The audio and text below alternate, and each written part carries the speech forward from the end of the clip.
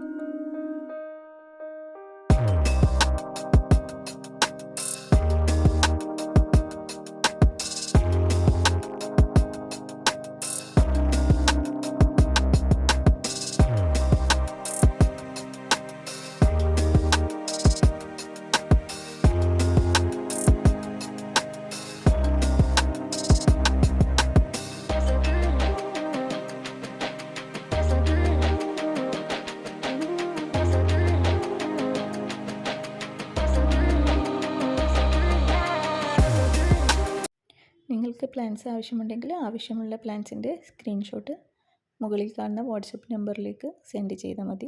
Details പറഞ്ഞു തരുന്നതായിരിക്കും.